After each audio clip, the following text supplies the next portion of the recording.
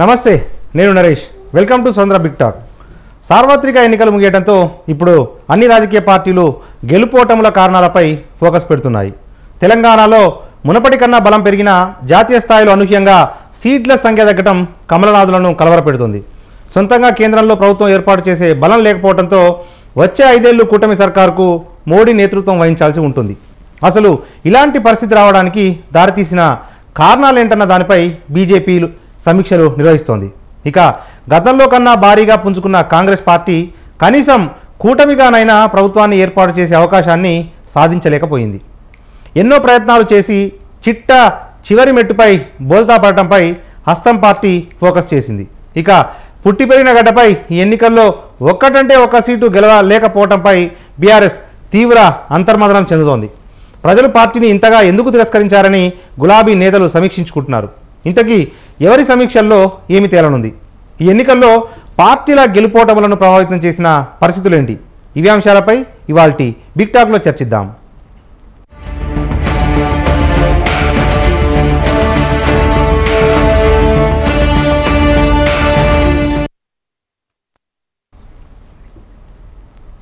Right, ఇదే అంశానికి సంబంధించిన డిబేట్ను మనం ప్రారంభిద్దాం. మనతో పాటు బీజేపీ రాష్ట్ర అధికార ప్రతినిధి గంగాపురం వెంకటరెడ్డి గారు ప్రస్తుతం మనకు లైవ్లో అందుబాటులో ఉన్నారు. మరి కాసేపట్లో కాంగ్రెస్ బీజేపీ ప్రతినిధులు సైతం హాజరవుతారు. మొదట మనం వెంకటరెడ్డి గారి దగ్గర వెళ్దాం. గంగాపురం వెంకటరెడ్డి గారు, నమస్తే అండి. నమస్తే. నమస్తే. రైట్ సార్, మొత్తానికైతే మీరు గతంతో పోలిస్తే రెట్టింపు లోక్సభ స్థానాలను తెలంగాణలో దక్కించుకోగలిగారు. అయితే బీఆర్ఎస్ ఓటు మొత్తము బీజేపీకి ట్రాన్స్ఫర్ అయింది అని చెప్పి కొద్దిసేపటి క్రితమే ముఖ్యమంత్రి రేవంత్ రెడ్డి గారు హాట్ కామెంట్స్ చేశారు. అందులో భాగంగా బీఆర్ఎస్ డిపాజిట్లు కోల్పోయిన స్థానాల్లోనే బీజేపీ గెలవగలిగింది అని చెప్పి కూడా ముఖ్యమంత్రి గారు ఒక సంచలన వ్యాఖ్యలు చేశారు. ఏంటి నిజంగా తెర వెనుక ఈ రెండు పార్టీలు కలిసి పనిచేశాయా అన్న అనుమానాలు కూడా రేకెత్తా ఉన్నాయి. ఏంటి సార్ మీ సమాధానం? ఇప్పుడు ఒక్కటి నరేష్ గారు, గౌరవ ముఖ్యమంత్రి గారు కానివ్వండి, కాంగ్రెస్ నాయకులు కానివ్వండి, ఒక ఆలోచన లేకుండా, ఒక విశ్లేషణ లేకుండా, రాజకీయ పరిజ్ఞానం లేకుండా మాట్లాడుతున్నటువంటి పద్ధతిని మేము తీవ్రంగా ఖండిస్తున్నాం. గత 6 మాసాలుగా ఇదే మాట్లాడుతున్నారు వాళ్ళు. బీఆర్ఎస్ బీజేపీ ఒకటి అనేటువంటిది. ఒకటైతే మాకు వాళ్ళకు యుద్ధం జరుగుతుంది కదా.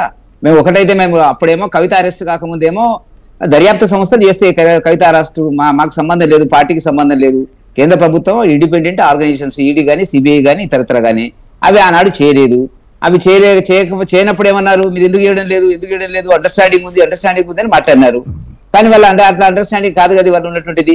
మేము అరెస్ట్ అయింది కవిత అరెస్ట్ అయిన తర్వాత ఇవాళ ఏం మాట్లాడుతున్నారు, ఓట్లు ట్రాన్స్ఫర్ అయ్యి మాట్లాడుతున్నారు.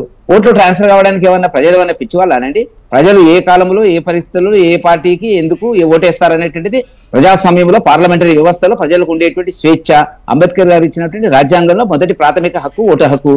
వారి ప్రకారంగా వాళ్ళు ఇష్టం వచ్చిన వాళ్ళకి వేస్తారు, ఇష్టం లేని వాళ్ళకి వెయ్యరు. అదేమో టీఆర్ఎస్ ఓట్లు, బీజేపీ ఓట్లు, కాంగ్రెస్ ఓట్లు అనేటువంటి విభజన ఎక్కడైనా జరిగేమన్నా సర్టిఫికెట్లు ఇచ్చినామనండి, ఫలానా నరేష్ గారు ఫలానా పార్టీకి ఎప్పుడు ఓటు దాన్ని కొనుక్కున్నాడు, జీవితాంతం వారసత్వంగా అది ఉంటది అని చెప్పారని చెప్తారానండి?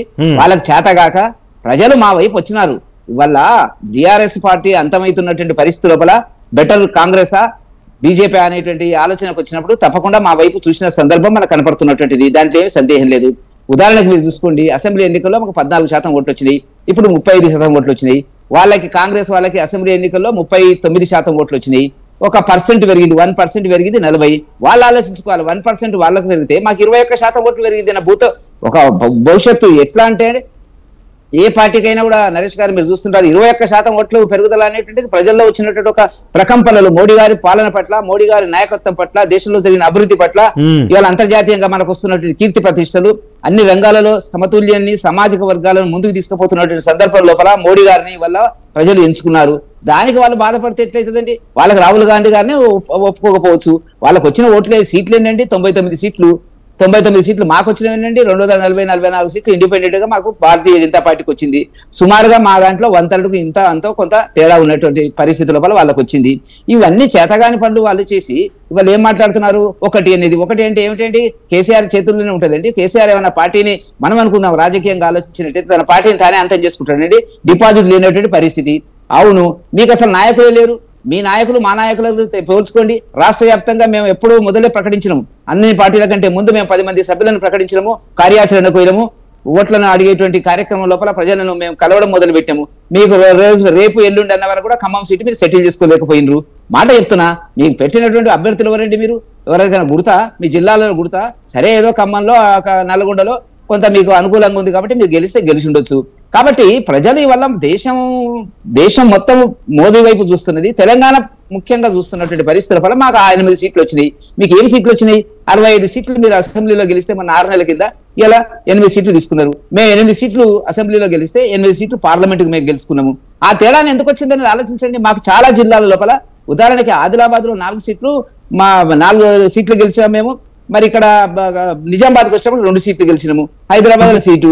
మాట చెప్తున్నా, అక్కడ కాకుండా మేము అన్ని సీట్లు ఎట్లా గెలవగలిగినామండి? మామూలుగా మీ సీటు, రేవంత్ రెడ్డి గారి సీటు మల్కాజ్గిరి, దాన్ని కూడా మేము గెలిచాము, మిమ్మల్ని ఓడించినాము.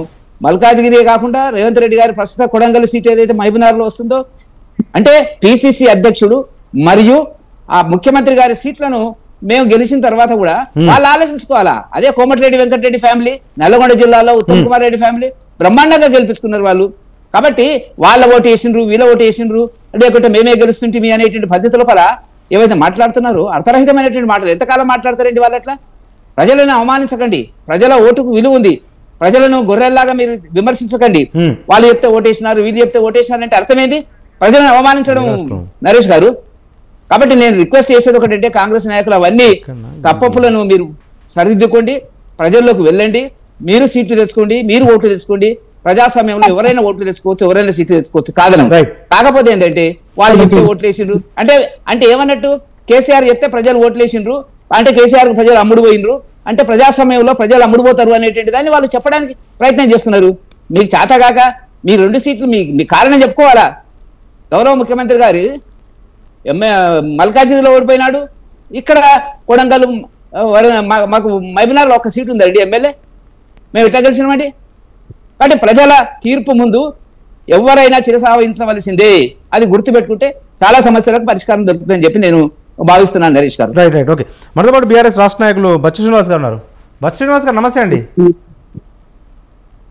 నమస్తే అండి. నమస్తే. రైట్ శ్రీనివాస్ గారు, ఏంటి ఇప్పుడు ప్రధానంగా ఎక్కడైతే టీఆర్ఎస్ బీఆర్ఎస్ చాలా బలహీనపడిందో, ఎక్కడైతే బీఆర్ఎస్కు కనీసం డిపాజిట్ రాలేదో ఆ స్థానాల్లోనే బీజేపీ గెలిచింది. అంటే ఈ 2 పార్టీలు కలిసి కాంగ్రెస్ టార్గెట్గా పనిచేశాయి కాబట్టి కాంగ్రెస్కు అనుకున్న స్థానాలు దక్కలేవు అని చెప్పి కాసేపటి క్రితమే సీఎం రేవంత్ రెడ్డి గారు ఒక కామెంట్ చేశారు. ఏంటి సార్ మీ ఆ కామెంట్స్ రియాక్షన్? మొట్టమొదట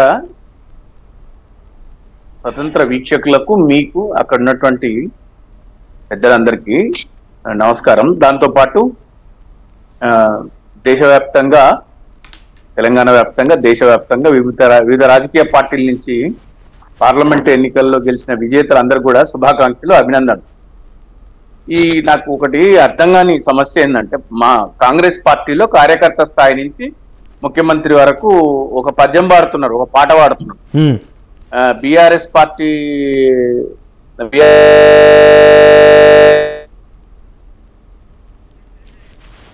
ఓకే రైట్ ఓకే, నేను వస్తాను తిరిగి మీ దగ్గరికి. సాంకేతిక సమస్య తలెత్తినట్టుంది.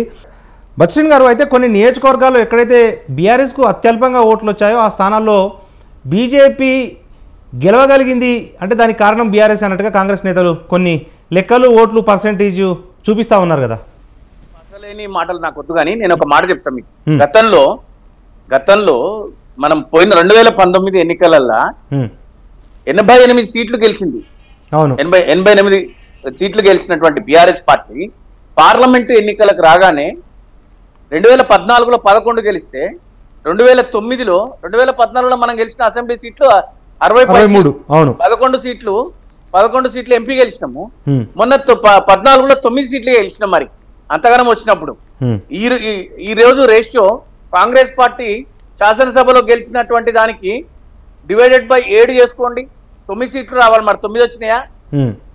అట్లా రాలే కదా.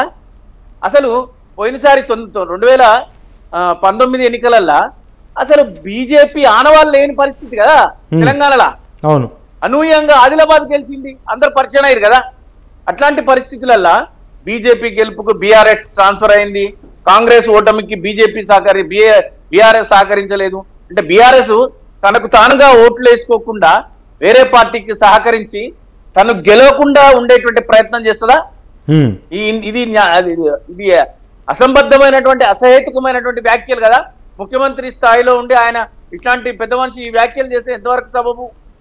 ఇది అంటే మీరు మీరు మీరు మీ ఓటమికి బీఆర్ఎస్ ను అంతిమంగా మీరు గెలిచిన చోట రైటు, ఓడిపోయిన చోట రాంగు, బీజేపీ గెలుపుకు బీఆర్ఎస్ కారణం చేసి ఆ ఓటమి బీజేపీ గెలిచిన 8 చోట్ల కూడా మీ మీ మీ తప్పు లేదు అని మీ అధిష్టానానికి చెప్పే ప్రయత్నము, మీ పదవి కాపాడుకునే ప్రయత్నము, మీ అంతర్గత పోరు నుంచి బయటపడే ప్రయత్నము, దానికి బీఆర్ఎస్ పార్టీని నెపంగా చూపించేటువంటి ప్రయత్నంగా మేము భావిస్తున్నాం. దాన్ని మానుకొని కాస్త బయటకు వస్తే మంచిది. ఈసారి తెలంగాణలో కానీ ఆంధ్రప్రదేశ్లో కానీ మీరు చూసిండ్రు ఈ 2 జాతీయ పార్టీల మధ్యన పోరు జరిగింది. ఎందుకంటే మన ప్రాంతీయ పార్టీ అధికారాన్ని కోల్పోయిన తర్వాత ప్రజల్లో ఒక రకమైనటువంటి ప్రచారానికి తెరలేపిండ్రు. అరే, రాష్ట్రంలో కాంగ్రెస్ పార్టీ అధికారంలో ఉంది, కేంద్రంలో బీఆర్ఎస్ పార్టీ అధికారంలోకి రాదు కాబట్టి వేస్తే కాంగ్రెస్ కన్నేయాలి, లేకపోతే బీజేపీ కన్నేయాలని అయినప్పటికీ కూడా భారత రాష్ట్ర సమితి శ్రేణులన్నీ పోరాడి ఈరోజు లక్షల్లో ఓట్లు తెచ్చుకున్నాయి కదా. 7 చోట్ల అదేదో ధారావతి కోల్పోయింది అంటుండ్రు. ధారావతి కోల్పోయిన చోట కూడా మాకు వచ్చిన ఓట్ల శాతం చాలా ఎక్కువ కదా. దీన్ని ఆ విధంగా చూడాలి. ఇప్పుడు మీరు 2019 ఎన్నికలలో వాళ్ళు ఎక్కడున్నారు? 3 చోట్ల కదా గెలిచింది కాంగ్రెస్ పార్టీ. 3 చోట్ల కదా గెలిచింది ఈ రాష్ట్రంలో. వాళ్ళకి వచ్చిన ఓటు శాతం ఎంత? ఇప్పుడు వచ్చిన ఓటు శాతం ఎంత? ఇప్పుడు గెలిచిన సీట్ల ప్రకారం 65 సీట్లు గెలిచిండ్రు. మరి ఎన్ని సీట్లు గెలవాలి? సుమారుగా 9 సీట్ల పైచీలు గెలవాలి.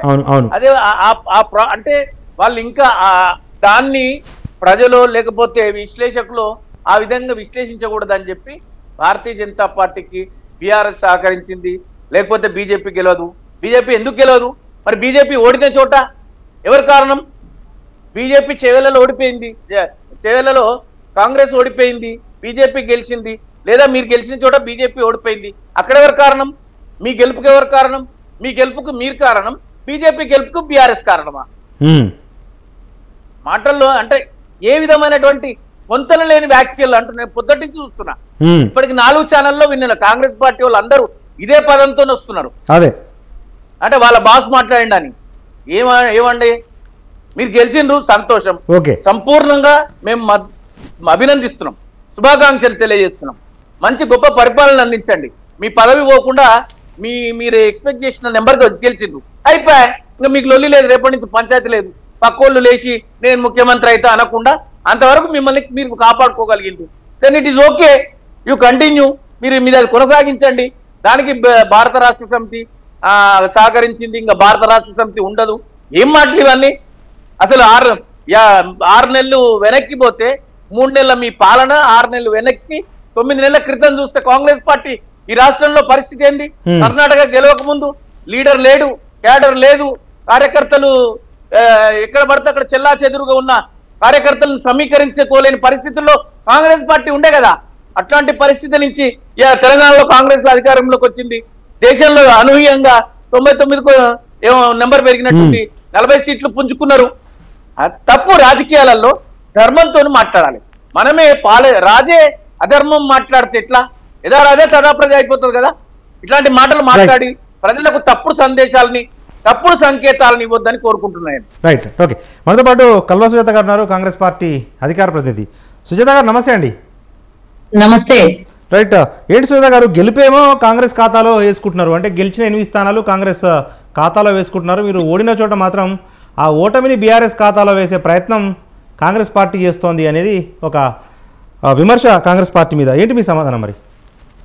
గుడ్ ఈవినింగ్ అండి మీకు, అలాగే స్వతంత్ర టీవీ ప్రేక్షకులకి, నా తోటి పార్టిసిపెంట్స్ కి కూడా. ఫస్ట్ ఆఫ్ ఆల్ ఒక్కసారి గురిగింజ తన నలిపెరగదన్నట్టుగా వాళ్ళు ఒక్కసారి మొన్న ఎన్నికల్లో జరిగినటువంటి మొత్తం నేపథ్యాన్ని ఒకసారి గుర్తు చేసుకోవాలి. ఇది ఎవరో మాట్లాడింది, మా నాయకుడు మాట్లాడిండు, మా అధినాయకుడు మాట్లాడిండు కాబట్టి పొద్దున్న నుంచి అన్ని ఛానళ్లలో వీళ్ళు ఇట్లనే మాట్లాడుతున్నారు అని అంటున్నారు. ఈ రోజు కాదు, ఎన్నికలు అయిపోయిన రోజు నుంచి నేను కూడా మాట్లాడుతున్నా, ప్రతి ఒక్కరు మాట్లాడు. ఎందుకంటే ఐఎమ్ లైవ్ ఎవిడెన్స్. 100 బూతులలో నేను వెళితే ప్రతి ఒక్కళ్ళు బీఆర్ఎస్ వాళ్ళు నిలబడి లోపలికి పంపిస్తూ బీజేపీ కోటేడు బీజేపీ. నేనన్నా మీరేమన్నా వాళ్ళకు స్టార్ క్యాంపెయినర్ గా మాట్లాడారా, లేకపోతే రోడ్డు మీద నిలబడి జీతం తీసుకుర్రా, కూలీ తీసుకుర్రా? ఇట్లా కూడా అడిగినా నేను బూత్లలో. మీకు శరం ఉందా అని కూడా తిట్టినా నేను కొన్ని చోట్ల. ఎంత ధైర్యం బూతుల కాడ నిలబడి పలానా పార్టీకి ఓట్ వేయండి అని ఓటర్లను పంపిస్తుండ్రు అని నేను తిట్టినండి. వస్తాను మీ దగ్గరికి. సబ్మిషన్ ఏం లేదు, 100 బూతులకు తన ఎందుకు వెళ్తారంటే నాకు అర్థమే కాలేదు. ఓకే, నా ఊరు, నా కాన్స్టిట్యున్సీ, నా పార్లమెంట్. ఓకే కలవసుధ గారు చెప్పండి. అన్ని చోట్ల విజిట్ చేసే రైట్ తీసుకున్నా నేను. బూతులలో వెళ్ళడం అనంటే అన్ని బూతులలో లోపలికి పోవడం కాదు, బూతులలో బయట నిలబడి ఏం వచ్చే అధికారం మాకుంది. మా కాన్స్టిట్యున్సీలలో జరిగే ప్రతిదాన్ని పర్యవేక్షించడానికి మాకు కూడా రైట్ ఉంది. సొంత నియోజకవర్గంలో ఇంతవరకు ఎవరు చెప్పలే, మీ ద్వారానే మీరు వినరు. ఎందుకంటే మీరు ఆ మైకల్లో ఉన్నారు కదా, ఈ మైకల్లో ఉంటే మీరు విని ఉంటారు. ఎందుకంటే లైవ్ ఎవిడెన్స్ అని చెప్తున్నా, ఇంతకు మించి అంతకు మించి ఇంకా నేనేం చెప్పలేదు. లైవ్ ఎవిడెన్స్ కూడా స్వయాన కౌన్సిలర్లు వీళ్ళ చిన్న సెకండ్ క్యాడర్, థర్డ్ క్యాడర్ లీడర్లు నిలబడి మెజార్టీ వైట్స్ మైనార్టీ పోటీ అంట. అంటే మీరు రేపు సెక్యులర్ అని రేపు పొద్దున్న లోకల్ బాడీ ఎన్నికలకు పోతారు, అప్పుడు ఎట్లా అని కూడా నేను అక్కడనే నిలదీస్తే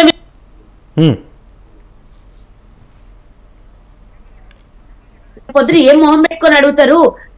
వచ్చే చాలా ఎన్నికలని బీఆర్ఎస్ పరిస్థితి ఏంది ఇప్పుడంటే తన బిడ్డను రక్షించుకోవడానికో తన మీద ఉన్న కేసులు రేపు పొద్దున ఎన్డీఏ ప్రభుత్వం కేంద్రంలో వస్తే ముందు జరిగినటువంటి ఒప్పందం ప్రకారం బీఆర్ఎస్ బీజేపీకి సపోర్ట్ చేస్తుందని ఈ పూటకు అనుకుందాం.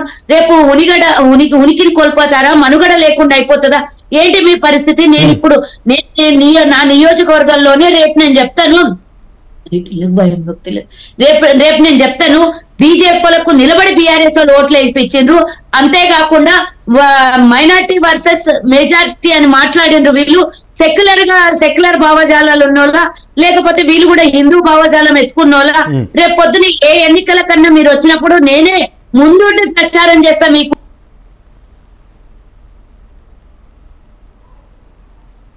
అక్క మీరు మాట్లాడక, ఆంటీ మీరు మాట్లాడక, ప్రతి చోట మా నియోజకవర్గాలలో మేము వెళ్ళినటువంటి ప్రతి బూత్ లో మాకు వచ్చినటువంటి స్పందన ఇదే. వినపడుతుంది. వీళ్ళంటారు 100 బూతులకి ఎందుకు వెళ్ళింది? 100 బూతులు కాదండి, మొత్తం పార్లమెంట్ కూడా తిరిగే రైట్ మాకుంది. మేమేం లోపలికి పోయి ఓట్లేసే కాడ పోయి ఎవరికి ఓటేస్తున్నారని అడగలేదు. మేము బయట అన్ని తిరిగి ఎక్కడెక్కడైతే బూతుల దగ్గర వీళ్ళు నిలబడి ఓట్లు వేయిస్తున్నారో వాళ్ళకి మేము అడిగినటువంటి విషయం నేను మీ ముందు చెప్తున్నా. వీళ్ళంటారు బీజేపీ గెలిచిన చోట కాంగ్రెస్ ఓటమిని అంగీకరించట్లేదు, కాంగ్రెస్ గెలిచిన చోట మరి ఎవరు గెలిపించుకున్నట్ల ఆ గెలిపేమో వీళ్ళదే అని అడుగుతున్నారు. అఫ్ కోర్స్ అక్కడ బీజేపీ బీఆర్ఎస్ ఇద్దరు నాయకులు పనిచేసే వాళ్ళు కాకపోవచ్చు, అక్కడ నాయకులు అంగీకరించకపోవచ్చు, పూర్తి స్థాయిలో అక్కడ ఓటమి ఏర్పడి ఉండొచ్చు బీజేపీకి బీఆర్ఎస్ కి. ఇక్కడ ఉన్నటువంటి కొంతమంది నాయకులకు మీరు హెల్ప్ చేసిన మాట వాస్తవం. ఎందుకంటే నా సొంత నియోజకవర్గం చెవెళ్లలో నేను చెప్తున్నా, నేను మహబూబ్ నగర్ పార్లమెంట్ కి ఇన్ఛార్జ్ గా ఉన్నా. అక్కడ కూడా ఇంతే, డైరెక్ట్ గా బీఆర్ఎస్ వాళ్ళు డబ్బులు ఇచ్చేటప్పుడు బీఆర్ఎస్ వాళ్ళు బీజేపీ ఇప్పుడు అదే కదా వాళ్ళు చెప్పేది కూడా ప్రధానంగా. నేను ఉన్న చోట చెప్తున్నా, కనుక్కోండి మీరు. నేను చెవేళ్ల పార్లమెంట్ నా సొంత నియోజకవర్గం, పార్లమెంట్ కు నేను ఇన్ఛార్జ్. కావాలంటే తెలియకపోతే కనుక్కోండి, గత 3 నెలల నుంచి నేను అక్కడ వర్క్ చేసినో లేదా కనుక్కోండి, తెలిస్తే మీకు నిర్ధారణ వస్తుంది.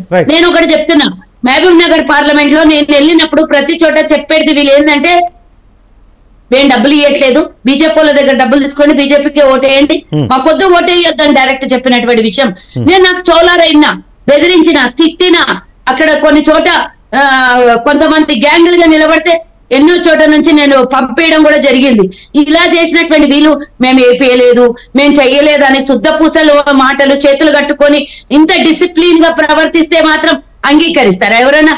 ఇదే ఓటర్లు మేమంటాము, మీ ఓట్లు నాకు తెలిసి 10 to 15% ఓటర్లను బీఆర్ఎస్ ఓటర్లని బీజేపీకి డైవర్ట్ చేసిండ్రు 100% రేవంత్ అన్న ఎంత చెప్పిండో నాకు తెలీదు, నేను వినలేదు. కానీ ఇప్పుడైతే నేను చెప్తున్నా 15% మాక్సిమం బీఆర్ఎస్ ఓటర్లని డైవర్ట్ చేసి బీజేపీ కొట్టేసారు. లేకపోతే బీజేపీకి మహబూబ్ నగర్ లో రేవంత్ రెడ్డి గారిని 7 కాన్స్టిట్యున్సీలలో మేము గెలిచిన చోట బీజేపీకి అన్ని ఓట్లు పడే ఛాన్స్ ఉండవు. కేవలం 3,500 4,000 ఓట్లతో తను ఓడిపోయాడు. 100% నిలబడి అందరు చెప్తున్నారు అక్కడ బీఆర్ఎస్ వాళ్ళు బీజేపీకే ఓటేయమని చెప్తున్నారు, బీజేపీకే ఓటేయమని చెప్తున్నారు. ఈ ఒక్క అవకాశం బీజేపీకి ఇవ్వండి అని చెప్తున్నారు మా నాయకులు అంతా ప్రచారానికి వచ్చినప్పుడు. వాళ్ళే స్వయాన మాత్రం చెప్పారు. మీ వాళ్ళు చెప్పిన మాటలే మేము చెప్తున్నాం. మేమేమి పుట్టించుకునేది కావు, మేమేమి చేసేది కావు. లైవ్ లో మీ ఇప్పుడు ఆ రెండు పార్టీలకు ప్రతి ఒక్క నియోజకవర్గంలో ఇదే పరిస్థితి. ప్రతి ఒక్కరు అధిష్టానం నుంచి మొదలు పెడితే చిన్న కార్యకర్త దాకా బీజేపీ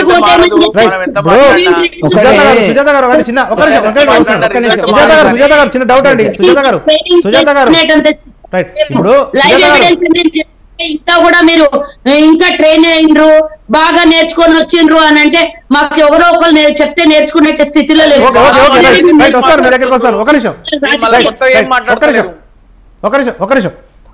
వెంకటరెడ్డి గారు సార్ ఇది చెప్పబోతున్నారు. వెంకటరెడ్డి గారు ఇప్పుడు ఒకటి నరేష్ గారు, ఈ కాంగ్రెస్ నాయకులు మాట్లాడేటప్పుడు ఒక అర్థరహితంగా ఆలోచన రహితంగా మాట్లాడడం అనేటువంటిది ఈ మధ్య కాలంలో నేను చాలా జాగ్రత్త చేసింది. నేను ఒక టీవీలో చెప్పిన మాట్లాడేటువంటి వాళ్ళు మా పార్టీ లెవెల్లో ఒక డిస్కషన్ వచ్చినప్పుడు కాంగ్రెస్ ప్రతినిధులు మాట్లాడుతున్నటువంటి పద్ధతి ఏదైతే ఉందో చాలా గౌరవంగా ఉంది. ఎందుకంటే మీరు ఒకవేళ అనుకుందాం, ఒకవేళ TRS BRS party Bharatiya Janata party గెలిపించాలనేటువంటిది అనుకున్నట్లయితే మీకు అడ్రస్ కూడా మీకు డిపాజిట్ కూడా రాకపోతుండే. మొత్తం 16 కాన్సెల్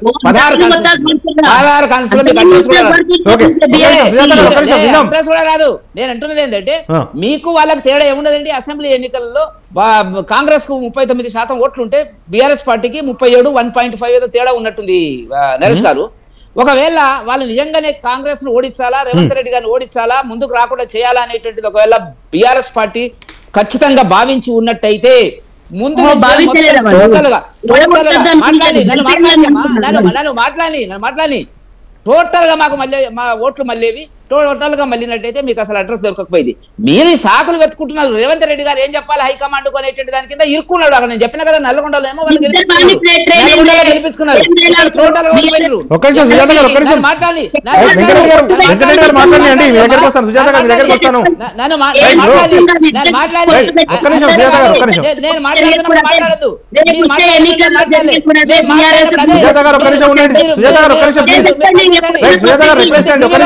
వెంకటరెడ్డి గారు సుజాత గారు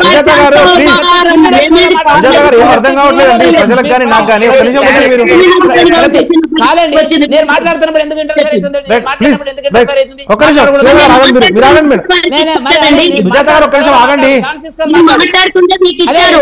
నేను మాట్లాడుతున్నా ఇచ్చినారు మాట్లాడుతున్నాను మర్యాద లేదా? మాట్లాడుతున్నప్పుడు నాకు ఇచ్చినప్పుడు చేస్తే నాకు అర్థం కాదు, జనాలకు అర్థం కాదు. ఒక్క నిమిషం వెంకటరెడ్డి గారు ఫినిష్ చేయండి సార్. కాదండి వెంకటరెడ్డి గారు, మీరు మాట్లాడేటప్పుడు ఒక్కరికొకరు క్లారిటీగా ఉంటే జనాలకు అర్థమవుతుందండి. ఇప్పుడు అవునండి మీరు ఒక మాట చెప్పండి. నాకు ఛాన్స్ ఇచ్చినప్పుడు నేను మాట్లాడుతున్నా కదా. అవును right right okay right okay వస్తాను వెంకటరెడ్డి గారు తిరిగి మీ దగ్గరికి సుజాత దగ్గరికి. మనతో పాటు టీడీపీ అధికార ప్రతినిధి అనూప్ గారు ఉన్నారు. అనూప్ గారు ఏం చెప్తారు సార్ తెలంగాణ ఎన్నికల విషయంలో కానీ ఏపీ ఎన్నికల విషయంలో కానీ? ఏపీలో అంటే టీడీపీ ప్రపంచం సృష్టించింది. ఇప్పుడు ఢిల్లీలో కూడా మీటింగ్ కొనసాగుతుంది. ఆ ఎన్డీఏ కూటమి సభ్యుల సమావేశంలో ప్రధానిగా నరేంద్ర మోడీని మరొకసారి ఎన్నుకున్నట్టుగా తెలుస్తూ ఉంది. అంటే పక్షనేతగా ఎన్డీఏ పక్షనేతగా అల్టిమేట్గా ఎన్డీఏ పక్షనేతే ప్రధాని అవుతారు కాబట్టి. ఏంటి తెలంగాణ విషయంలో ఏం చెప్తారు సార్? అంటే రాజకీయ సమీకరణాలు నిజంగా కాంగ్రెస్ ఆరోపిస్తున్నట్టుగా జరిగిందా? ఫెయిర్ గేమ్ జరిగిందా తెలంగాణలో? ఇప్పుడు మా విశ్లేషణ ప్రకారం అండి, తెలంగాణలో బీఆర్ఎస్ పార్టీ ఓడిపోవడానికి కర్నూలు చావు పొందే కారణాలు ఎట్లున్నాయి అన్ని కారణాలు ఉన్నాయండి. సో బేసికల్ గా బీఆర్ఎస్ పార్టీలో ఒక హెరార్కీ లెవెల్ ప్రోటోకాల్ పదవులు ఎవరికి ఇవ్వలేరు. ఏమున్నా కల్వకుంట్ల కుటుంబమే నడిపించింది. ఈ రోజు పార్టీ దిగిన తర్వాత కూడా ఆ పార్టీకి ఒక జనరల్ సెక్రటరీ లేడు, ఆ పార్టీకి ఒక అధికార ప్రతినిధి లేడు, ఆ పార్టీకి ఒక రాష్ట్ర కార్యదర్శి లేడు, ఆ పార్టీకి ఒక సిటీ కమిటీ లేదు. ఏమున్నా కూడా ఆ పార్టీకి అనుబంధ సంస్థలు కూడా లేవు. ఏం మాట్లాడినా కేటీఆర్, కేసీఆర్, హరీష్ రావు, కల్వకుంట్ల కవిత. ప్రజలు నేను గ్రౌండ్ రియాలిటీలకు పోతే ఏమైపోయిందంటే బీఆర్ఎస్ పార్టీ వాళ్ళు మొత్తం నాయకులందరూ విసుగు చెంది ఎట్లయిపోయిందంటే దీన్ని ఒక ప్రాంతీయ ఎలక్షన్గా చూడలేరు. గ్రౌండ్ రియాలిటీలో ఫ్రేమింగ్ ఏం చేశారంటే బీఆర్ఎస్ నాయకులు కూడా బీజేపీ వర్సెస్ కాంగ్రెస్ అనే ఫ్రేమ్ చేస్తారు, కానీ బీఆర్ఎస్ అనేది పోటీలో ఉందని చెప్పి వాళ్ళ నాయకులు కూడా ఇది ఫ్రేమ్ చేయలేరండి. ఇది అవునన్నా కాదన్నా ఇది గ్రౌండ్ రియాలిటీలో జరిగిన వాస్తవం. ఒకటి దానికి కారణం బీఆర్ఎస్ అధినాయకుడే. ఇక ఇక్కడ వస్తే ఇక్కడ ఏదైతే మీరు ఒకసారి భౌగోళికంగా తెలంగాణని తీసుకుంటే ఒక్క జహీరాబాద్ తప్పితే ఈ నార్త్ వెస్ట్ పార్ట్ మొత్తం నార్త్ నుంచి సౌత్ దాకా ఇటు సైడ్ వెస్ట్ డయాగ్నల్ లైన్ కొడితే మొత్తం భారతీయ జనతా పార్టీ కంచుకోట మారింది. అటు సైడ్ మొత్తం ఖమ్మము, పెద్దపల్లి, భువనగిరి ఇవన్నీ కాంగ్రెస్ సైడ్ వెళ్ళింది. సో ఇక్కడ మీరు ఒక గమ్మతైన విషయం గమనిస్తే చెవేళ్ళ గతంలో గెలవలేదు. కిషన్ రెడ్డి గారు, చింతల రామచందర్ రెడ్డి గారు తెలుగుదేశం పార్టీ మద్దతు తెలంగాణలో కూడా స్వయంగా వచ్చి అడిగితే ఇదే సికింద్రాబాద్ తెలుగుదేశం పార్టీ ఆఫీస్లో పబ్లిక్ మీటింగ్ పెట్టి బహిరంగ ఓపెన్ సపోర్ట్ చేసిన తర్వాత షేర్లింగంపల్లి నియోజకవర్గం ఏదైతే చెవెల్లా పార్లమెంట్ పరిధిలో వస్తుందో షేర్లింగంపల్లి నియోజకవర్గంలో తెలుగుదేశం అభిమానులు కానీ సెటిలర్లు కానీ చంద్రబాబు నాయుడు అరెస్ట్ అయితే బయటికి వచ్చిన ఐటీ ఉద్యోగులు కానీ భారతీయ జనతా పార్టీకి సంపూర్ణ మద్దతు తెలిపారు. అదేవిధంగా కిషన్ రెడ్డి గారు కూడా, ఎందుకంటే ఓ సైడ్ పద్మారావు గౌడ్ గారు, ఓ సైడ్ దానం నాగేందర్ గారు ఇద్దరు ప్రత్యర్థులు వస్తున్నారు కాబట్టి తెలుగుదేశం మద్దతు ఉంటే బాగుంటుందని చెప్పి ఆయన అడగడం, తెలుగుదేశం పార్టీ అక్కడ కూడా మద్దతు చేయడం. అలాగే నిజామాబాద్లో తెలుగుదేశం అభ్యర్థులు కమ్మ సామాజిక వర్గం నిజామాబాద్లో కూడా ఎక్కువ ఉంది కాబట్టి అక్కడ కూడా ధర్మపురి అరవింద్ గారికి సపోర్ట్ చేయడం. ఇవన్నీ కారణాలతో కూడా మహబూబ్ నగర్, ఉమ్మడి మహబూబ్ నగర్ జిల్లాలో కూడా డీకేర్నకు సబ్బండ జాతులు బీసీ కులాలన్నీ ఏకదాటి మీద వర్క్ చేస్తాయి కాబట్టి అక్కడ, ఎందుకనంటే మీకు కొడంగల్ కాంగ్రెస్ పార్టీ, ఎన్ఎం శ్రీనివాసరెడ్డి మహబూబ్ నగర్ కాంగ్రెసే, జడ్చల అనిరుద్ రెడ్డి కాంగ్రెసే, దేవరకద్ర కాంగ్రెసే, నారాయణపేట కాంగ్రెసే. సో ఎన్నో విధంగా కూడా, ఎందుకంటే నారాయణపేటలో స్వయాన ఎమ్మెల్యే కాంగ్రెస్ ఉన్నా కూడా డీకేర్ నగర్ బంధు అని చెప్పి కూడా భారతీయ జనతా పార్టీకి ఓట్లు వేయించిన పరిస్థితి మనం గ్రౌండ్ రియాలిటీలో చూసినాం. ఎవరు అవునన్నా కాదన్నా ఇది వాస్తవం. తెలంగాణ ముఖ చిత్రంలో బీఆర్ఎస్ పార్టీ సెల్ఫ్ గోల్ కొట్టుకొని బీజేపీ వర్సెస్ కాంగ్రెస్ అనేది చేసిందండి. నెక్స్ట్ ఎలక్షన్ లో రాబోయే జిహెచ్ఎంసీ ఎలక్షన్ కానీ, జెడ్పీటీసీ ఎంపీటీఎస్ ఎలక్షన్ కానీ, నెక్స్ట్ వచ్చే ఎమ్మెల్యే ఎలక్షన్ కానీ ప్రాంతీయ పార్టీ అనేది ఇక్కడ కనుమరుగవడం ఖాయం. ఏమున్నా కూడా బీజేపీ వర్సెస్ బీఆర్ఎస్, బీజేపీ మిత్రపక్షం అలయన్స్ లో తెలుగుదేశం పార్టీ, అక్కడ మిత్రపక్షం అలయన్స్ గా ఎంఐఎం కాంగ్రెస్ తో ఉంటే ఎలక్షన్లు అయితే కానీ బీఆర్ఎస్ పార్టీ అనేది మాత్రం కాలగర్భంలో కలిసిపోయే కార్కి గ్యారేజ్ అయ్యే పార్టీ అనేది మాత్రం ఈ సందర్భంగా చెప్పగలుగుతున్నా. ఆంధ్రకి ప్రజలు ఈ కనీ విని ఎరగని రీతిలో బంపర్ మెజారిటీలో వైనాట్ 175 అనే జగన్ కి కనీసం డిపాజిట్లు అంటే ప్రతిపక్ష హోదా ఇవ్వకుండా కూడా ఊడ్చిపడేసిన దాఖలా ఈరోజు చూశారు. చంద్రబాబు నాయుడు గారిని ప్రజలు నమ్మారు, ఆయనకు చాలా గౌరవం ఇచ్చారు. ఆయన కూడా ఆంధ్రాని మరొకసారి రూపు మార్చాలి అని అంటే ఎన్డీఏలో ఉండాలి. ఈ రోజు చూడండి నరేంద్ర మోదీ గారు పక్కకే ఉండి ప్రెసిడెంట్ గారికి ఇప్పుడే రిప్రజెంటేషన్ ఇవ్వడానికి వెళ్ళారు. సో ఎన్డీఏలో తెలుగుదేశం పార్టీ భాగస్వామ్యం అవుతుంది. అదే విధంగా జాతీయ స్థాయిలో 3-4 మంత్రి పదవులు తీసుకొని లోక్సభ స్పీకర్ కూడా తీసుకునే అవకాశాలు ఉన్నాయి. అదే విధంగా అక్కడి నుంచి బడ్జెట్స్ తెచ్చి ఇరు రాష్ట్రాలను అభివృద్ధి చేసి మరొకసారి తెలుగుదేశం పార్టీ పుట్టిన గడ్డ తెలంగాణ ఇక్కడ పూర్వ దిశగా పార్టీని మరొకసారి పైకి తీసుకొని వచ్చి పార్టీ సమగ్ర అభివృద్ధికి అలాగే తెలంగాణ ఆంధ్ర తెలుగుదేశం పార్టీ పాటుపడుతుంది. Right right okay. మనతో పాటు బచ్చు శ్రీనివాస్ గారు ఉన్నారు. సార్ బచ్చు శ్రీనివాస్ గారు, సరే మీరన్నట్టుగా ఇవి లోక్సభ ఎన్నికలు అనేటివి నేషనల్ ఎజెండా, కేంద్రంలో ప్రభుత్వం ఎవరు ఉండాలి, ప్రధాని ఎవరు ఉండాలి అన్న అంశం మీదనే జరిగింది. 2014లో అదే జరిగింది, 19లో కూడా అదే జరిగింది. కానీ అప్పుడు బీఆర్ఎస్కు అత్యధికంగా మెజారిటీ స్థానాలు దక్కాయి. కానీ ఒక అసెంబ్లీ ఎన్నికల్లో ఓటమి పాలైపోయిన తర్వాత బీఆర్ఎస్ ఒక్క స్థానాన్ని కూడా గెలుచుకోలేకపోయింది. ఏం జరిగి ఉంటుందంటారు? ఇలా జరిగేది ఏం లేదండి. ఇప్పుడు కొన్ని విషయాలు ఏంటంటే రాష్ట్రంలో ప్రజలు కూడా ఒక ఆలోచనలో గెలిచే అన్ని మన ఓట్లు మనకి చేయలేదు. కానీ ఇప్పుడు ఇది వీళ్ళేదో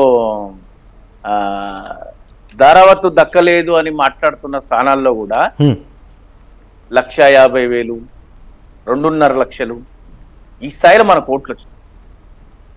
వీళ్ళు ధారావత్తు దక్కలేదని మాట్లాడుతున్నటువంటి సీట్లలో మనకు వచ్చిన ఓట్లు నిజంగా ట్రాన్స్ఫర్ అనేది జరిగితే, ఒకవేళ సుజాత గారో లేకపోతే ముఖ్యమంత్రి గారో వాళ్ళందరూ అనుకున్నట్టు ట్రాన్స్ఫర్ అనేది కనుక జరిగితే ఓడిపోయిన మనకి అదేదో అవుట్ రైట్ గా రాష్ట్ర వ్యాప్తంగా మనం ఖచ్చితంగా పూర్తి స్థాయిలో భాజపాకు మద్దతు ఇచ్చి కాంగ్రెస్ పార్టీలో ఈ రోజు కనుక వాళ్ళకు ఒకటికో రెండుకో కాంగ్రెస్ పార్టీ పరిమితం అయిన ఉంటే పెద్ద భూకంపం వచ్చేది కదా పార్టీలా. అవును, దేశంలో ఎన్డీఏ కూటమి ప్రభుత్వం ఏర్పాటు చేయబోతుంది. మనం చూసినాం ఎన్నో పార్టీలను గద్దెదించినటువంటి పరిస్థితులు దేశవ్యాప్తంగా. ఎన్డీఏ కూటమి బీజేపీ ప్రభుత్వము ఎన్నో రాష్ట్రాలలో ఎన్నో ప్రభుత్వాలను దించిన పరిస్థితులు. అవును, మొన్నటి వరకు కూడా ఒక చర్చ జరిగింది. దేశంలో మళ్ళీ భాజపా రాగానే కర్ణాటక తెలంగాణలో ప్రభుత్వాలు మారిపోతాయని కూడా మాట్లాడు. అవును, కరెక్ట్. ఇది నిజం కదా. అవును, నిజంగా మాకు అట్లాంటి దురుద్దేశం కనుక ఉంటే అంటే కాంగ్రెస్ పార్టీని ఆత్మరక్షణలో పడేయాలి, భాజపాను మాకేదో మా కవిత గారు ఏదో జైల్లో ఉన్నారు, అదేదో బీజేపీ సొంత ఇంటి సంస్థ జేబు సంస్థ అయినట్టు వాళ్ళే మేము వీళ్ళు గెలిస్తే మా ఇంటికి పంపించేటట్టు అంటే అంత స్థాయికి వెళ్ళిపోయిందా ఈ దేశంలో? చట్టపరమైనటువంటి సంస్థలన్నీ కూడా స్వతంత్ర ప్రతిపత్తి గల సంస్థలన్నీ కూడా అట్లా మారిపోయినాయా అనే ఆలోచనకు తెరలేపుతున్నారు వీళ్ళు. సో ఇప్పుడు మన ఓట్ షేర్ తగ్గిపోవడానికి ఈసారి ఎన్నికల్లో ప్రజలు ఒకటే ఆలోచించారు. మళ్ళీ ఒకటి ఏమంటే కాంగ్రెస్ పార్టీకి ఈ రాష్ట్రంలో కాంగ్రెస్ ఉంది, దేశంలో రాబోయే ప్రభుత్వం అయితే కాంగ్రెస్ కావచ్చు, లేకపోతే అంటే ఉత్తరాదిన కూడా కొంచెం భాజపా ప్రభావం చాలా వరకు తగ్గిపోయింది కాబట్టి ఎదురుగాలి వీచినుండే. మీరు ఎగ్జిట్ పోల్స్ కూడా ఎగ్జాక్ట్ పోల్స్ కాలే. 330 340 అని మాట్లాడిన అందరూ 303 నుంచి ఇలా 240కే పడిపోయింది. అంటే ఒక 60 సీట్లలో అటు మహారాష్ట్రలో కావచ్చు, రాజస్థాన్లో కావచ్చు, చాలా చోట్ల తెలంగాణ ఆంధ్రప్రదేశ్ సహకరించకపోతే, బీహార్ నితీష్ గారు సహకరించకపోతే కొంత ఈ దేశంలో రాజకీయ పరిస్థితి భిన్నంగా కనిపించేది.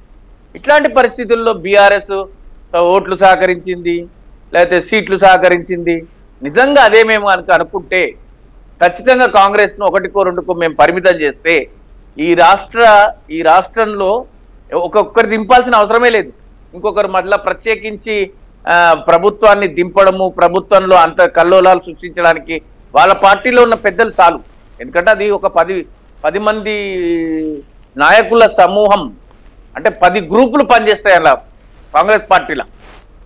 దాన్ని ఏమంటారు అంటే వాళ్ళు అంతర్గత ప్రజాస్వామ్యం అంటారు. ఇది వాస్తవం కూడా. అది ఒక వ్యక్తి నియంత్రణలో నడవదు. రాష్ట్రాల వరకు అయితే ఒక వ్యక్తి నియంత్రణలో జరగదు. కాబట్టి మనం ఎవరు ఏమనకపోయినా కూడా వాళ్ళే చాలా ఇబ్బందులు. ఈరోజు ఈ నెంబర్ రాకపోతే వాళ్ళకి చాలా ఇబ్బంది అవుతుంది. అయినా కూడా ఇంకొక రాని సంఖ్యకు కారణం ఎవరిని చూపించాలి? ఎట్లాగో ఇప్పుడు ఏ నెంబర్ రాలేదు కాబట్టి మనం ఎన్ని మాటలు అన్నా బీఆర్ఎస్ పార్టీని అని సరిపోతుంది అని ప్రధానంగా నేను అనుకోవడము. ఈ రాష్ట్రంలో ఈ స్థాయిలో రిజల్ట్ రావడము, 0కే బీఆర్ఎస్ పరిమితం కావడానికి కారణము ప్రత్యేకించి ఏంటంటే ప్రజలు ప్రాంతీయ పార్టీ అయినటువంటి బీఆర్ఎస్ పార్టీ ఈ రాష్ట్రంలో అధికారంలో లేదు, రేపు దేశంలో అధికారంలోకి రాదు. కాబట్టి బీఆర్ఎస్ కు గతంలో ఉన్నటువంటి తటస్థవాదులు బీఆర్ఎస్ అభివృద్ధి సంక్షేమాన్ని అని మేమేదైతే మాటలు మాట్లాడుతుంటానో వాటన్నింటి వైపు చూసిన వ్యక్తులు ఒక్కసారిగా అటు బీజేపీకి కానీ ఇటు కాంగ్రెస్ కానీ మద్దతు ఇచ్చినట్టు అనిపిస్తుంది. అందువల్లనే బీఆర్ఎస్ పార్టీ అన్ని చోట్ల ఓటమి చవి చూసినట్టు భావిస్తున్నాం. అంతే తప్ప కానీ అది బలంగా వెళ్ళిపోయింది గ్రామస్థాయి వరకు కూడా. ఈసారి తెలంగాణ ఆంధ్రప్రదేశ్లో అక్కడ కూటమి కానీ లేకపోతే ఇక్కడ పదే పదే ప్రధానమంత్రి గారు కానీ అమిత్ షా గారు కానీ వచ్చి ఎట్టి పరిస్థితుల్లో తెలంగాణలో వాళ్ళ సంఖ్యను పెంచుకోవడానికి వాళ్ళు చేసిన ప్రయత్నం మనం చూసినాం. సో ఇవన్నీ కారణాలు. అంటే ఇప్పటివరకు అన్నాడు కదా కర్నూలు సాగుకు మా తమ్ముడు కర్నూలు సాగుకు 1,00,000 కారణాలని. సరే, ఓటమికి అనేక కారణాలు ఉంటాయి. ఒకటి మన ప్రత్యర్థి పార్టీలు సృష్టించిన గందరగోళమా, ప్రజల్లో నెలకొన్నటువంటి పరిస్థితుల, లేకపోతే జాతీయ పార్టీల ప్రభావమా, లేకపోతే పార్టీలో శ్రేణులన్నీ సమీక్షించుకొని నాయకులు వెళ్ళిపోయినటువంటి పరిస్థితుల, ఇట్లా ఒక్కటి కాదు, చాలా మన ఇన్ని రకాలుగా. అప్పుడే భారత ప్రభుత్వం మా నాయకురాల్ని జైల్లో పెట్టేటటువంటి పరిస్థితులు కానీ, అంతకుముందు శాసనసభ ఎన్నికల్లో బీజేపీ బీఆర్ఎస్ ఒకటే, అందుకోసమే కవిత గారిని అరెస్ట్ చేయలేదని పదే మాట్లాడిన కాంగ్రెస్ పార్టీ నాయకులు ఈ ఈ ఎన్నికల సమయంలో మా పార్టీ అధినేత్రి కవిత గారిని అరెస్ట్ చేసినటువంటి పరిస్థితులు, ఇట్లా ఎన్నో కారణాలు. సరే, కారణాలను ఓటమిని ఒప్పుకోక తప్పదు, ప్రజా తీర్పును గౌరవించాలే. ఇప్పటికిప్పుడైతే మనకి శాసనసభలో ప్రతిపక్ష హోదా ఉంది, పార్లమెంట్లో మనకు ప్రాతినిధ్యం లేకపోయినా స్థానిక సమస్యల పట్ల లేకపోతే ప్రజలకు ఇచ్చినటువంటి కాంగ్రెస్ ప్రభుత్వ హామీలు నెరవేర్చడం పట్ల కానీ వాళ్ళ నిర్లక్ష్యం, వాళ్ళ నిర్లిప్తత, వాళ్ళ కాలయాపనను ప్రజల పక్షాన నిలబడి గొంతెత్తి మాట్లాడతాం. మాకు ప్రాతినిధ్యం లేనంత మాత్రాన ఢిల్లీ వరకు కూడా ఈ రాష్ట్ర సమస్యలను తీసుకెళ్లేటువంటి మా దగ్గర నాయకత్వం ఉంది. ఇప్పుడు ఇంతవరకు మా సోదరుడు అనూప్ మాట్లాడుతూ ఏమంటుండంటే ఇది కాలగర్భంలో కలిసిపోతుంది, జిహెచ్ఎంసీలో ఉండదు, ఇంకేదో బీజేపీతోని ఏదో టీడీపీ పొత్తు పెట్టుకుంటది, కాంగ్రెస్ తోని ఎంఐఎం పొత్తు పెట్టుకుంటది, బీఆర్ఎస్ ఇట్లా అంటే ఈరోజు ఆంధ్రప్రదేశ్ ఫలితాలను మనం చూస్తాం. ఎవరైనా ఊహించినారండి? ఎవరన్నా ఏ ఎగ్జిట్ పోల్స్ లో తలపడిన వ్యక్తులందరూ ఇచ్చినటువంటి ఒకరు ఏకంగా జగన్మోహన్ రెడ్డి గారికి వస్తుంది, ఏకంగా కూటమికి 130 వస్తాయి అన్నారు. అసలు కూటమికి కాదు, 135 సీట్లు ఓన్లీ టీడీపీకే వచ్చినాయి. 21 సీట్లలో పోటీ చేస్తే జనసేన పార్టీని అపహాస్యం చేసిన దశాబ్ద కాలంలో అందరం మోసినప్పుడల్లా ప్రతి నాయకుడు అపహాస్యం చేసినటువంటి సందర్భం నుంచి ఈరోజు చరిత్ర ఎన్ని సీట్లకు పోటీ చేస్తే అన్ని సీట్లు గెలిచిన పార్టీ భారతదేశంలో ఏదైనా ఉంది ఒక ప్రాంతీయ పార్టీ అంటే ఆ పేర్ల జనసేన పార్టీ పేరు ఈరోజు ఆ పేరు వచ్చింది దానికి. ఓకే, అలాంటి రాజకీయ పరిణామాలు మనం ఊహించని పరిణామాలు జగన్మోహన్ రెడ్డి గారు మాట్లాడింది. వారి మాటల్లో అంటే హృదయ విదారకంగా విలపించిండ్రు. నేను ఇచ్చిన సంక్షేమం అబ్బ తాతలు ఎక్కడ పోయినరు, వాళ్ళు ఎక్కడ పోయినరు, వీళ్ళు ఎక్కడ పోయినరు, లక్షలాది రూపాయలు కోట్లాది లక్షల రూపాయలు వెచ్చింది. అంటే నేను ఏమంటున్నా అంటే కాలగర్భంలో ఒక రాజకీయ పార్టీ కలిసిపోతుంది అనుకోవడం సరికాదు, అది కాదు. డెఫినెట్ గా పార్టీ నిర్మాణం, పార్టీ భవిష్యత్ కార్యాచరణ ఉంటాయి. రైట్, ఓకే సుజాత గారు. సరే, ఇప్పుడు తెలంగాణ రాజకీయాలను కాసేపు పక్కన పెడితే దేశవ్యాప్తంగా ఈసారి 10 సంవత్సరాల తర్వాత ప్రభుత్వ వ్యతిరేక ఓటు, దాంతోపాటుగా రాహుల్ గాంధీ పాదయాత్ర, ధరల పెరుగుదల, నిరుద్యోగం ఇటువంటి అంశాలతో కాంగ్రెస్ పార్టీ అధికారంలోకి వస్తుంది అని చెప్పి చాలా కాన్ఫిడెంట్గా కాంగ్రెస్ నేతలు చెప్పారు. కానీ మూడోసారి ఎన్డీఏ కూటమి అధికారంలోకి వస్తుంది. ఏంటి, ఎక్కడ లోపం జరిగింది? ఒకటండి, ఎన్డీఏ కూటమి సొంతంగా ప్రభుత్వాన్ని ఏర్పాటు చేయట్లేదు, అది గుర్తుంచుకోండి. ఒక విషయం ఈ సందర్భంగా నేను తెలియజేయాలనుకున్నా. గత 6 నెలల క్రితమే వాళ్ళు గమనించారు, 6 నెలలు ఏడాది క్రితమే ఈసారి మోదీ ప్రభావం ఉండదు కాబట్టి అక్కడ ఏదైతే నితీష్ కుమార్ ని కాంగ్రెస్ పార్టీలో నుంచి విడదీసి ప్రభుత్వం మళ్ళీ వాళ్ళు బీజేపీలోకి కలుపుకున్నారు, అది ఒక రీజన్ తోనే మోదీ ప్రభావం ఉండదు కాబట్టి. ఇక్కడ చంద్రబాబు నాయుడుతో పొత్తులు పెట్టుకోవడానికి కూడా రీజన్ అదే. ఎట్లాగో ఒక 100 సీట్లు మైనస్ అవుతాయని పూర్తి ఆలోచనలో ఉన్నటువంటి బీజేపీ ప్రతి ఒక్కరు కూడా అన్నారు 6 నెలల సంవత్సరం నుంచి ఈసారి 200 దాటదు అని. అదే ఒక భయంతోని ఈసారి వాళ్ళిద్దరిని అంటే ఇక ఏ విధంగా పొత్తు పెట్టుకున్నారో ఎవరి అవసరమో మనకు తెలియదు. కానీ నితీష్ కుమార్ ని ఉన్నపణంగా రాత్రి పార్టీ ఫిరాయింపు అంటే అంతకుముందు కాంగ్రెస్ లకు ఎందుకు వచ్చాడో తెలియదు, ఆయన తిట్టి తర్వాత నేను అసలు బీజేపీలోకి పోను అని మోదీని ఎన్ని తిట్లు తిట్టి కాంగ్రెస్ తో ఒప్పందం చేసుకొని మరి బీహార్ లో ప్రభుత్వాన్ని ఏర్పాటు చేసినాము. ఆ తర్వాత మరి నితీష్ కుమార్ పరిణామం మనం చూసినాము. అసలు సంబంధం లేకుండా సడన్ గా మార్పిడి చేయడం, అది ముందస్తుగా మోదీ ప్రభావం తగ్గిపోయింది. 100 సీట్లు తగ్గిపోతాయని భయంతో ముందు చేసుకున్నటువంటి ఆ ఒప్పందం, అందులో భాగంగానే కొంత ఇప్పుడు అక్కడ బీహార్ లో వాళ్ళకి బీజేపీకి కాస్త ఊరట, ఆంధ్రప్రదేశ్ లో కూడా ఊహించినట్టుగా 3 సీట్లకి ఏమో వచ్చినట్టున్నారు. అందులో ఇప్పుడు బీజేపీ ఎవరు టీడీపీ, జనసేన, బీజేపీ ఇద్దరు కలిసి ముగ్గురు కలిసి 22 సీట్లు ఏదో 21 ఏదో వచ్చినట్టున్నాయి. ఇవన్నీ ముందస్తుగా సంకేతాలు తెలిసి వాళ్ళు వీళ్ళిద్దరిని లాక్కోవడం అనేది జరిగింది. ఏది ఏమైనా కూడా ఒకటి గుర్తుంచుకోవాలి, వాళ్లకు పూర్తి స్థాయిలో మెజార్టీ రాక అల్లగల్లాలు పడుతున్నటువంటి ఈరోజు ప్రభుత్వంకు అన్కండిషనల్ గా ఏదైనా సరే ఈరోజు టీడీపీకి అయినా సరే నితీష్ కుమార్ కి అయినా సరే అసలు ఏమీ లొంగము. స్టేటస్ స్పెషల్ స్టేటస్ సీఎం అంటే 10 ఏళ్ల నుంచి బాబు పేరు చెప్పి మోదీ దగ్గర పోయి బాబు మాకు ఇయ్యలేదు అని 5 ఏళ్లు కాలయాపన చేసి అప్పుడు స్పెషల్ స్టేటస్ ఇవ్వకుండా 5 ఏళ్లు కాలం గడిపినటువంటి ఆనాడి ఎన్డీఏ ప్రభుత్వము, తర్వాత కూడా జగన్మోహన్ రెడ్డి మళ్ళీ ఈయననన్నా తెస్తాడేమో మాకు ప్రత్యేక హోదా అనుకుంటే ఆయన కూడా 303 సీట్లు వచ్చినాయి, నేను కదిలించలేకపోతున్నా, వాళ్ళని నేను ఏం అడగలేకపోతున్నా అని 5 ఏళ్ళు ఆయన కాలయాపన చేశాడు. ఇప్పుడు వాళ్ళకి అటు అడిగినదంతా ఇయ్యకపోతే తప్పదు, ఎవరు ఏది అడిగినా కూడా తప్పదు, ఇక దిక్కు లేదు మాకు అనే పరిస్థితికి 242 సీట్లు వచ్చి ఆగిపోయినటువంటి పరిస్థితి. ఇంకా కూడా చాలా వస్తుండే. వాళ్ళకు సంబంధించి ఒక్కొక్క రాష్ట్రాల్లో ఈసీలను బెదిరించి కాంగ్రెస్ పార్టీకి సంబంధించినటువంటి అకౌంట్లను బ్లాక్ చేయించి ఎన్నో ఇబ్బందులు పెట్టి ఈడికొచ్చిరు వాళ్ళు. వాళ్ళ చేతిలో అన్ని విధాల అంగబలం, అర్ధబలం, ఆర్థిక బలం అన్ని ఉంటే ఈ స్థితికి వచ్చారు. ఒకవేళ అవన్నీ ఈసీ పనులు ఈసీకి చేయించుకొని ఇచ్చి ఏ రాష్ట్రం ఆ రాష్ట్రం స్వేచ్ఛగా ఎన్నికలు జరిపింటే గనక ఇంకా 50 సీట్లు 100% నేను చెప్తున్నా, రాసి పెట్టుకోండి. ఇంకో 50 సీట్లు ఎట్టి పరిస్థితుల్లో తగ్గేవి. ఎన్నో రకాలుగా బల ప్రయోగం చేసి గెలిచినటువంటి. అంతెందుకండి, మీరు నిజంగానే రాముని పేరు చెప్పి ఓట్లు అడిగినారు. పిచ్చపోడు కూడా గుడి ముంగల కూర్చొని అడుక్కుంటాడు, వీళ్ళేమో దేవుని పేరు చెప్పి ఓట్లు అడిగారు. కానీ నేను ఒకటి చెప్తున్నా, నిజంగానే రాముడు వీళ్ళని గెలిపించాడు అనుకుంటే అయోధ్యలో బీజేపీ క్యాండిడేట్ గెలవాలి. సామాన్య కార్యకర్త అఖిలేష్ యాదవ్ సామాన్య నాయకుడు అక్కడ గెలిచాడు అని అంటే ఆ ప్రభావం ఎక్కడ కూడా లేదు. కేవలం దాన్ని సృష్టించి అబ్కీ బాత్ 400 పార్ సృష్టించి 242 సీట్లకి బొక్కబోర్లబడి అన్ని విధాల కట్టుదిట్టమైనటువంటి వ్యవస్థలు చేసుకున్నా కూడా ఆడికి వచ్చిండ్రు అంటే బీజేపీ పార్టీ మీద వాళ్ళకు వచ్చింది 48% అనుకుంటా ఓట్ పర్సెంటేజ్, 42. కానీ 80% ఉన్నటువంటి హిందువులు ఈ రోజు వాళ్ళకి వ్యతిరేకించారు. 38% అనేది పూర్తి స్థాయిలో అర్థం చేసుకోవాల్సినటువంటి అవసరం ఉన్నది. హిందువుల పేరు చెప్పి, దేవుడి పేరు చెప్పి, కుల మతాల పేరు చెప్పి పబ్బం గడుపుకొని అభివృద్ధి పేరు ఎప్పుడు కూడా చెప్పలే. మేము ఇది చేసినామని ఓటు అడగలేరు. కేవలం కులాలు, మతాలు, మహిళలు, తాళీలు, పుస్తెల గురించి కూడా మాట్లాడి ఓట్లు సంపాదించాలనుకున్నారు. ఇదంతా కూడా ఈ రోజు మోడీ చరిష్మా పనిచేయలేదు. అంగబలంతోనే వచ్చినటువంటి అదనంగా 50 సీట్లు.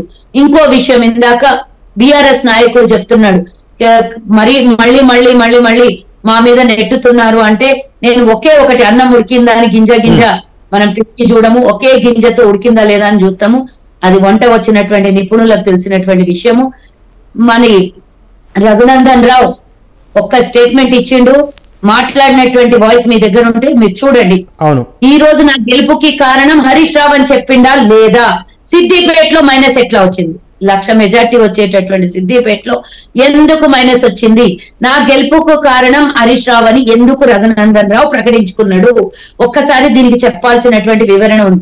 అది తొందరపాటులో వచ్చిందా, లేకపోతే డైరెక్ట్ గానే చెప్పాడా, లేకపోతే కృతజ్ఞత చెప్పుకున్నాడా, ఎలా వచ్చాడో నాకు తెలియదు. రఘునందన్ రావు నోట్లో నుంచి వచ్చిందా లేదా, లేకపోతే చుట్టరికంతో సాయం చేశాడా, ఏ విధంగా చేసిండో మాకు సంబంధం లేదు. కానీ ఆయన నోట్లో నుంచి వచ్చిందా లేదా రఘునందన్ రావు? సిద్దిపేటలో హరీష్ రావు నాకు హెల్ప్ చేయడం వల్లనే అక్కడ వాళ్ళకి మైనస్ అయ్యి బీజేపీ కోటాలో అక్కడ హోరాహోరీ పోరున్నా కూడా బీజేపీ గెలిచింది అక్కడ అనంటే, ఒక్కసారి బీఆర్ఎస్ వాళ్ళు మాకెక్కడ తప్పు జరిగింది, నేనేమి కార్యకర్తల్ని నిందించట్లేదు, మీ నాయకులు, ఆది నాయకులు, మీ వాళ్ళందరూ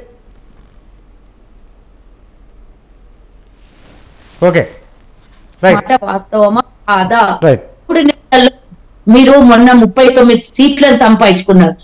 39 సీట్లలో ఈ రోజు మీ పరిస్థితి ఏందో ఒక్కసారి గుర్తు చేసుకోండి. ఒక్క సీటు కూడా గెలిచే స్థితిలో లేరా? మీరు ఒక్కసారి గుర్తు చేసుకోవాల్సినటువంటి అవసరం బీఆర్ఎస్ నాయకులకు ఉన్నది. ఏ మాత్రం కూడా ఏదో మేము 1,00,000 మేము 2 లక్షలు వచ్చినాయి అంటే అది కాదు కదా. మీ ఓటు పర్సంటేజ్ చూసుకోండి. మీరు ఈ రోజు బీజేపీ ఉన్న ఓటు మొన్న అసెంబ్లీలో ఉన్నటువంటి శాతం చూసుకోండి. మీరు మీ దగ్గర నుంచి మైనస్ అయ్యి మాకు 2% ఓటు పర్సంటేజ్ పెరిగింది మొన్న అసెంబ్లీకి ఇప్పటికి. పెరిగింది అంటే మాకు ఓటు పర్సంటేజ్ పెరిగింది అని అంటే బీజేపీకి ఎట్లా పెరిగింది? మీ శాతం పూర్తి స్థాయిలో మైనస్ అయిపోయి ఎందుకు బీజేపీ?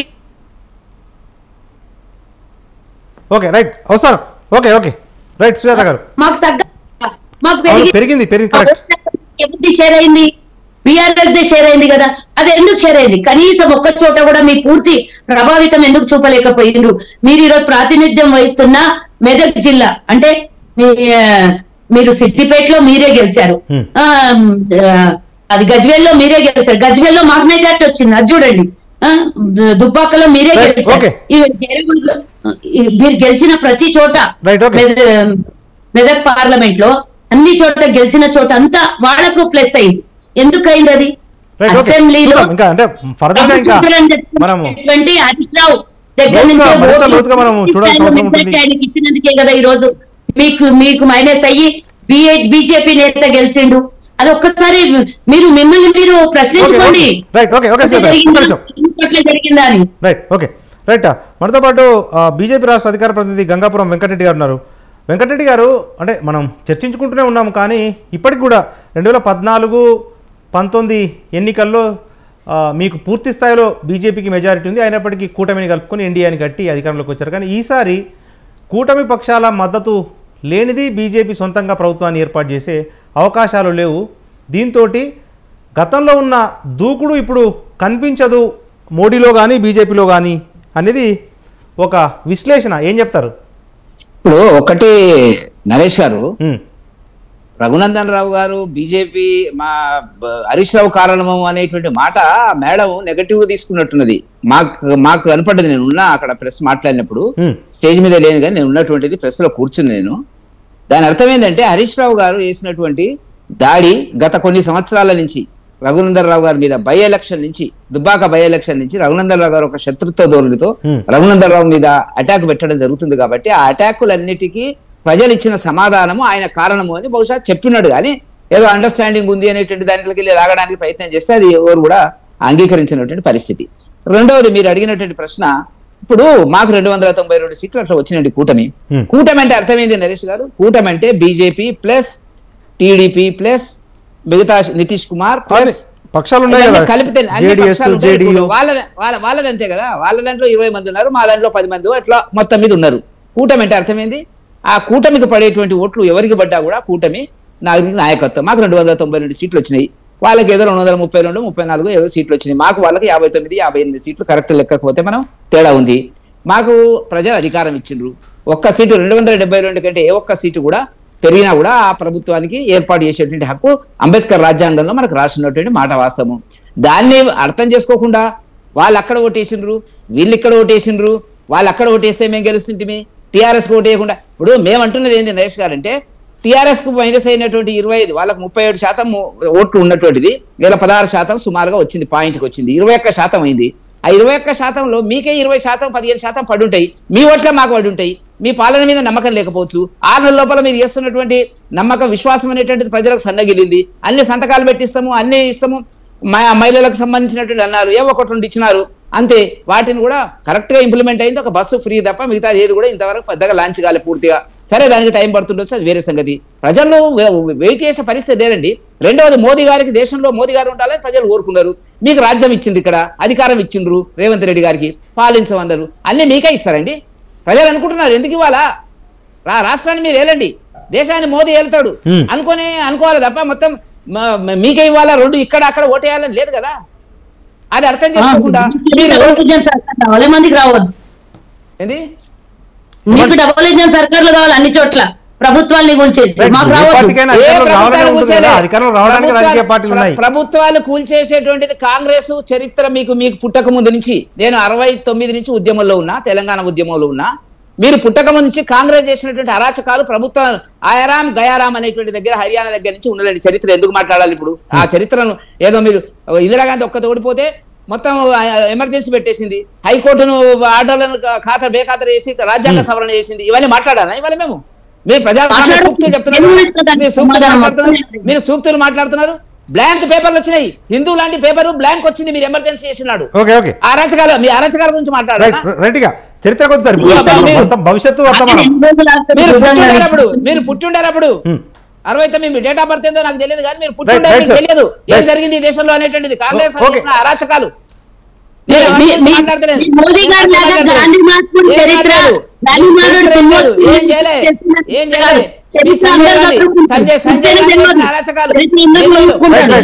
ఢిల్లీలో మీ సంజయ్ గాంధీ చేసిన అరాచకాలు ఏందో తెలుసా మీకు? ఇళ్ళ కూలగొట్టినాడు, ఫ్యామిలీ ప్లానింగ్ ఆపరేషన్ చేశాడు, నిర్బంధ ఫ్యామిలీ ప్లానింగ్ ఆపరేషన్ చేశారు. చరిత్ర చదువుకోండి ఒకసారి. అవన్నీ మాట్లాడగా అవెందుకు పోతారు మీరు? ఇవాళ జరిగింది ఏంటో చెప్పండి.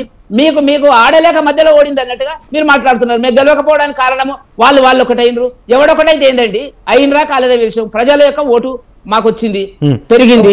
మీకేం పెరిగింది అంటే ప్రజలు టీఆర్ఎస్ ఓటు ఏదనుకున్నారు, ఏదనుకుంటే బెటర్ ఎవరు అనుకుంటారు అనుకోండి. బెటర్ ఎవరు అనుకున్నప్పుడు బీజేపీ బెటర్ అనుకున్నారు, మిమ్మల్ని అనుకోలే. అదే మీరు అక్కడ ఆలోచించుకోండి, ఎందుకు అనుకోలేదు. మీకు ఎందుకు వేస్తలేరంటే మీరు పనికిరారు అనుకున్నారు. ప్రజలు ఏమైనా రాసి ఉందండి, సర్టిఫికేట్ ఇచ్చారండి, ఎలక్షన్ వెంకటరెడ్డి ఫలానా పార్టీ అని చెప్పి సర్టిఫికేట్ ఇచ్చారండి, ఓటు ఎక్కడ వేయాలని ఉందండి.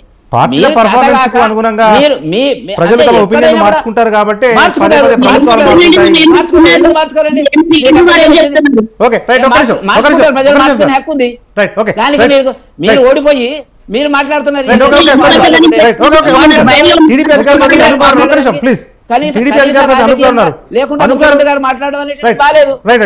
అనూప్ గారు, ఇప్పుడు జనరల్గా అంటే చాలా టూ ఎర్లీ మనం మాట్లాడుకోవడానికి, కానీ ఆంధ్రాకు ప్రత్యేక హోదా అనేది ఒక పెద్ద అంశంగా ఉంది. ఇప్పుడు టీడీపీ మద్దతు లేనిది కేంద్రంలో బీజేపీ ప్రభుత్వం కొనసాగే అవకాశాలు లేవు. కాబట్టి కనీసం ఇప్పుడైనా ఆంధ్రాకు ప్రత్యేక హోదా చంద్రబాబు నాయుడు గారు తీసుకొస్తారా లేదా అనే ఒక చర్చ అయితే మొదలైంది. ఏంటి మరి కొంచెం ఇది సంకటంగానే ఉంది కదా మీకు? సంకటం ఏం లేదండి. ఇప్పుడు రామజీ నా చెల్లె హనుమాన్ కే బినా, మోదీజీ నా చెల్లె చంద్రబాబు నాయుడు కే బినా అనే స్లోగన్ వచ్చింది. ఇప్పుడు మేము కంపల్సరీ అక్కడ ఉండాల్సిందే. స్పెషల్ స్టేటస్ కేటగిరీ ఏంటంటే exemption from the custom duty, exemption from the corporate tax, exemption from the income tax, exemption from the other taxes, attractive taxes ఏదైతే ఉంటుందో దాని నుంచి మీరు ఎగ్జంప్ట్ చేస్తే దాన్నే స్పెషల్ స్టేటస్ అంటారు. అంటే at the end of the business Andhra Pradesh కి ఏదైతే లో పర్ క్యాపిటల్ ఇన్కమ్ తో ఉందో దానికి డబ్బులు కావాలి. అవును. ఇప్పుడు మేము ఎన్డీఏ భాగ్యస్వామ్యంలో ఆనాడు జిఎంసి బాలయోగి గారికి ఎట్లయితే స్పీకర్ ఇచ్చారో, ఆనాడు సముద్రాల వేణుగోపాలాచారి గారికి ఎట్లయితే మినిస్టర్ ఫర్ స్టేట్ అట్లా ఇచ్చారో, ఓ 4 మంత్రి పదవులు, ఒక లోక్సభ స్పీకరు మేము వాళ్ళ ఎంబడి ఉంటే జతగట్టి ఉంటే ఆ స్పెషల్ స్టేటస్ లో ఏదైతే అమౌంట్ మాకు ఎగ్జంప్షన్ అమౌంట్ కేంద్రంలో దాఖలు అవుతుందో ఆ అమౌంట్ తెచ్చుకొని మేము అమరావతిని కట్టలేదా లేక కట్టగలము, అలా అదే విధంగా ఆంధ్రప్రదేశ్ ని డెవలప్ చేసుకోగలం. ఇట్ ఈస్ వెరీ క్లియర్ అండి. సో ఇప్పుడు ఇక్కడ వేరే విధంగా మాట్లాడచ్చు. ఇప్పుడు ఎన్డీఏ గవర్నమెంట్ లో ఇందాక ముందే మీకు ఫోటో రిలీజ్ చేశారు, చంద్రబాబు నాయుడు గారు, నరేంద్ర మోదీ గారు పక్కకే ఉన్నారు. ఒకవైపు బీజేపీ జాతీయ అధ్యక్షుడు నడ్డా గారు, మరొక వైపు చంద్రబాబు గారు. అంటే ఇటు సైడ్ మొత్తము నడ్డా గారు, అమిత్ షా గారు, రాజ్నాథ్ సింగ్ గారు, ఇటు సైడ్ చంద్రబాబు నాయుడు గారు, నితీష్ కుమార్ గారు, అంటే ఎవరైతే ఎన్డీఏ మిత్రపక్షాలు. సో 100% మా స్పేస్ మాకు నేషనల్ లెవెల్లో ఉంటది. మా స్పేస్ మాకు ప్రజలు మ్యాండేట్ గా ఆంధ్రప్రదేశ్ లో ఇచ్చారు. మా పైన రెస్పాన్సిబిలిటీ పెరిగింది. అదే విధంగా తెలంగాణలో కూడా 100% ప్రజా సంక్షేమ విధంగా మా వాయిస్ రేజ్ చేయాలి, ఆ విధంగా రేజ్ చేస్తాం. ఓకే, ఇది ఇవాళ మన బిగ్ టాక్ లో పార్టిసిపేట్ చేసిన గెస్టులు కాంగ్రెస్ పార్టీ అధికార ప్రతినిధి కల్వ సుజాత గారు, బీఆర్ఎస్ రాష్ట్ర నాయకులు బచ్చు శ్రీనివాస్ గారు, బీజేపీ రాష్ట్ర అధికార ప్రతినిధి గంగాపురం వెంకటరెడ్డి గారు, వారితో పాటు టీడీపీ రాష్ట్ర అధికార ప్రతినిధి అనూప్ గారు. అందరికీ కూడా ధన్యవాదాలు. ఇది ఇవాళ బిగ్ టాక్. చూస్తూనే ఉండండి స్వతంత్ర.